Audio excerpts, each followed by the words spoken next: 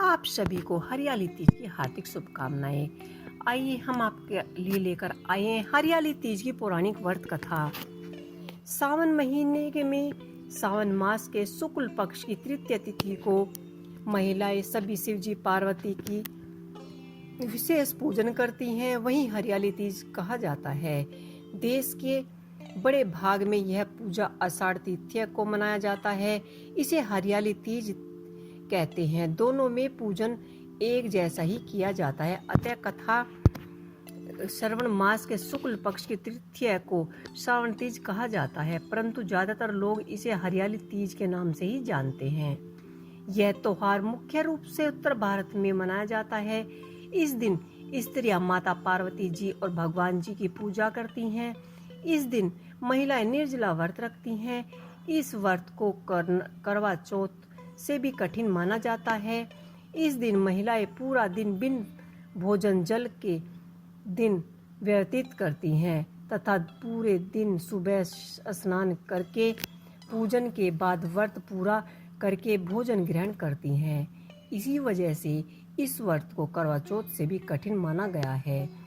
साल 2017 में हरियाली तीज 26 जुलाई को मनाई जाएगी।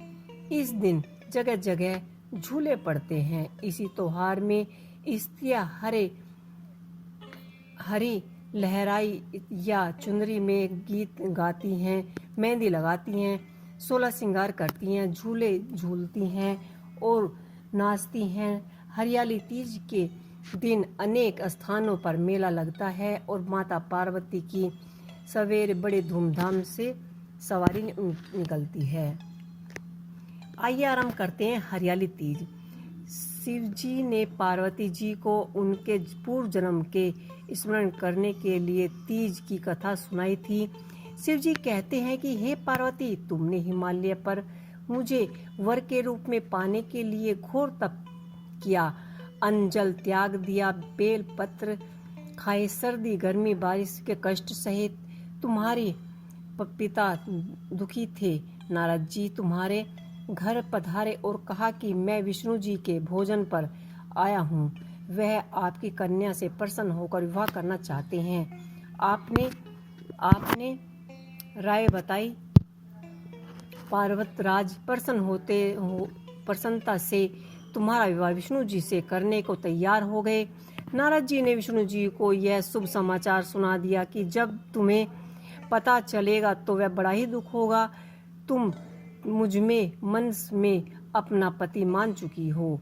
तुमने अपने मन की ही बात सहेलियों को बताई। सहेलियों ने तुम्हें एक ऐसे घने यानी एक गुफा में वन में छुपा दिया जहाँ तुम्हारे पिता नहीं पहुँच सके। वहाँ तुम तप करने लगी। तुम्हारी लुप्त होने से तुम्हारे पिता बहुत ही ज्यादा परेशान हुए, चिंतित होने लगे, सोचने लगे कि यदि इस बीच विष्णु जी बारात लेकर आ गए तो क्या होगा।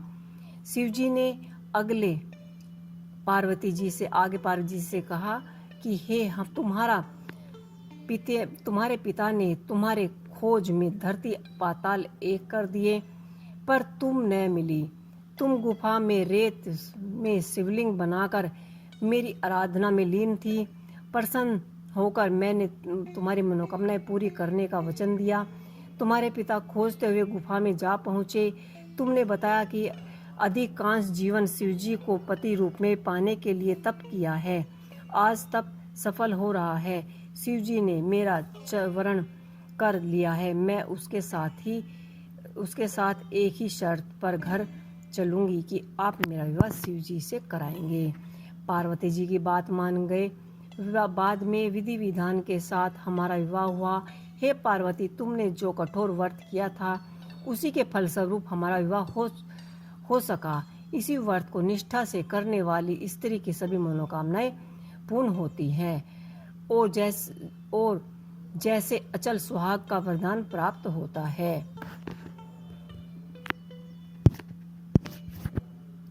सावन महीने के शुक्ल पक्ष की तृतीय तिथि को कहीं कज्जी तीज से भी जाना जाता है। हरियाली तीज का नाम से जाना जाता है। भविष्य पुराण में देवी देवता पार्वती जी को बताते हैं कि तृतीय तिथि का व्रत उन्होंने बनाया है, जिससे स्त्रियों को सुहाग और सौभाग्य की प्राप्ति होती है।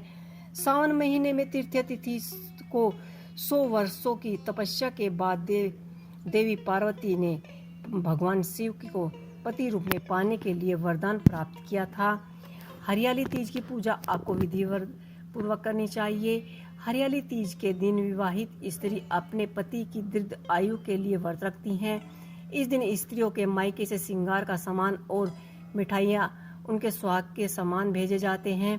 हरियाली तीज के दिन महिलाएं सुबह घर के कामकाज स्नान के बाद 16 श्रृंगार करके निर्जला व्रत रखती हैं। उसके बाद ही पार्वती और भगवान शिव की पूजा की जाती है। तो ये थी हरियाली तीज की व्रत कथा, माता पार्वती और शिव भगवान की व्रत कथा। आपको कैसी लगी मुझे कमेंट बॉक्स में लिख के अवश्य ही बताइएगा।